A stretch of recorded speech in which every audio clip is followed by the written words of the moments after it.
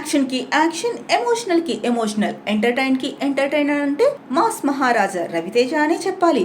ముఖ్యంగా Raviteja comedy timing super. అయితే తాజా సమాచారం ప్రకారం Ravi Teja career blockbuster movie Venky movie release చేసేందుకు నిర్మాతలు సన్నాహాలు చేస్తున్నారు. శ్రీను వైట్ల దర్శకత్వంలో తెరకెక్కిన ఈ సినిమాలో రవితేజ కామెడీ కింగ్ బ్రహ్మానందంల కాంబో సన్నివేశాలు ఈ సినిమాకు పెద్ద అసెట్స్ అని చెప్పవచ్చు. ముఖ్యంగా ట్రైన్ ఎపిసోడ్ నెవర్ బిఫోర్ అన్నట్టుంటుంది. వేణుమాధవ్ పాడే పాటలు కంఠస్థం చేసేశారు అభిమానులు. ఈ కామెడీ సన్నివేశాలు నేటికి మీమ్స్ ద్వారా ట్రెండింగ్ లోనే ఉన్నాయి. దీంతో మరోసారి థియేటర్ లో విడుదల చేయాలని ఆయన ఫ్యాన్స్ ఎప్పటి నుంచో పట్టుబడుతుండటంతో వారి కోరిక మేరకు ఈ మూవీని జూన్ 14న రిలీజ్ చేయబోతున్నట్లు మేకర్స్ తెలిపారు. 4K లో ఈ మూవీ విడుదల కానుండడంతో ఫ్యాన్స్ ఫుల్ ఖుషి అవుతున్నారు. రాక్ స్టార్ దేవిశ్రీ ప్రసాద్ ఈ చిత్రానికి సంగీతం అందించిన ఈ పాటలు ఇప్పటికీ ట్రెండ్ అవుతూనే ఉన్నాయి. ఇంతకు ముందే 2023 డిసెంబర్ లో రిలీజ్ చేశారు. ఆ సమయంలో మూవీకి మంచి రెస్పాన్స్ వచ్చింది. ఇక ఇప్పుడు మరోసారి రిలీజ్ చేస్తున్నారు. మొత్తానికి ప్రేక్షకులకు మరో ఫుల్ మీల్స్ రాబోతోంది. ఇక ఇదిలా ఉంటే ఈ సినిమా గురించి దర్శకుడు శ్రీను వైట్ల దాదాపు 20 ఏళ్ల తర్వాత